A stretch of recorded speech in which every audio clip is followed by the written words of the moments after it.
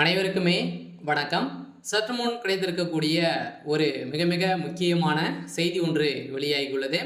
சற்று முன் 30,000 கோடி ரகசிய அறையை போட்டு கொடுத்த செந்தில் பாலாஜி, இது மாதிரி செய்திகள் வெளியே இருக்கு.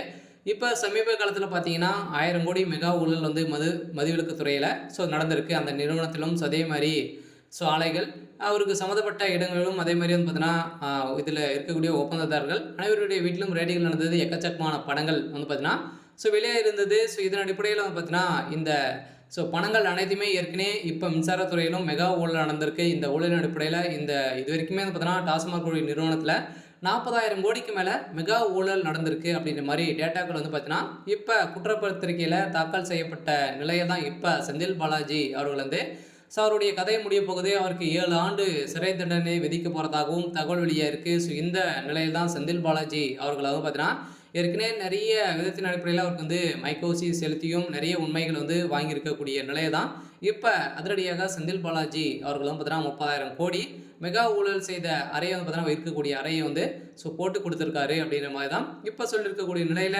முதல்வர் ஸ்டாலின் அவர்களுடைய கதை ஒட்டுமொத்தமாக முடிய போகுது. அந்த பணங்கள் அனைத்துமே கோபால்புரத்தில் தான் பார்த்தீங்கன்னா இருக்குது அப்படின்ற மாதிரி இப்போ தகவல் வெளியே இருக்கக்கூடிய நிலையில் தான் அடுத்த டார்கெட் இப்போ பார்த்தீங்கன்னா கோபாலபுரம் தான். அதிலாக இதிலும் பார்த்தீங்கன்னா நிறைய உண்மைகள்லாம் இப்போ அந்த டாஸ்மாக் நிறுவனத்தினாலும் பார்த்தீங்கன்னா நிறைய உண்மைகள் நீதிபதிகள்லாம் பார்த்தீங்கன்னா இதில் சிக்கியிருக்காங்க. பார்த்தீங்கன்னா வரலாற்றிலே முதல் முறையாக பார்த்தீங்கன்னா நீதிபதிகளே நிறைய கோடிகளை பார்த்தீங்கன்னா லஞ்சமாக பெற்று இதற்கு சாதகமாக அமையக்கூடிய அளவுக்கு செந்தில் பாலாஜியை தப்பிக்க வைக்கிறதுக்காக திமுக எந்த ஒரு ஸ்டேட்டுக்கெல்லாம் போயிருக்காங்க.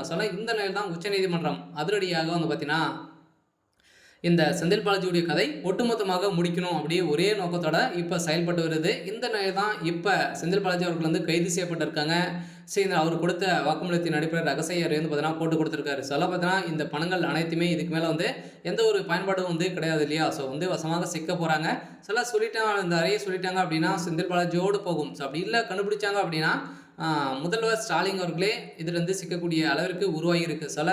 திமுகவுடைய ஆட்சியில் பார்த்தீங்கன்னா கெடுகட்ட ஒரு ஆட்சியாக தான் பார்க்கக்கூடிய அளவுக்கு நடந்திருக்கு. பார்த்தீங்கன்னா இதில் நீதிபதிகளும் சிக்கினதான் ஒரு மிகப்பெரிய ஒரு சவாபேராகவே இருக்குது. பார்த்தீங்கன்னா நீதிபதியே 4 பேருக்கு தீர்ப்பு சொல்லக்கூடிய ஒரு வாழ்க்கையே தீர்மானிக்கக்கூடிய ஒருவர்களே பார்த்தீங்கன்னா இவர்கள் திமுகவுக்கு சாதகமாக வழங்கியிருக்காங்க. மக்கள் பணத்தை கொள்ளடிக்குவதற்காக அனைத்து ஸ்டேட்டுகளும் பார்த்தீங்கன்னா இப்போ சென்றிருக்காங்க. அதில் செந்தில் பாலாஜி அவருடைய விஷயத்தில் கட்டாயம் என்ன செய்ய போகிறாங்க அப்படின்னு தான் ஒரு பெரிய கேள்வியாகவே இருக்குது. இருந்தாலும் இந்த 30,000 கோடி இருக்கக்கூடிய ரகசிய அறை பார்த்தீங்கன்னா இப்போ செந்தில் பாலாஜி அவர்கள் சொல்லியிருக்காரு. அதில் இதில் முதல்வர் ஸ்டாலின் அவர்கள் வசமாக சிக்க போகிறாரு அப்படின்ற மாதிரி தான் தகவல் வெளியே இருக்குது. சரி, ஓகே. இன்னைக்கான அப்டேட் இது தான். மறக்காமல் நம்மளுடைய சேனலை சப்ஸ்கிரைப் பண்ணி சப்போர்ட் பண்ணுங்கள். தேங்க்யூ.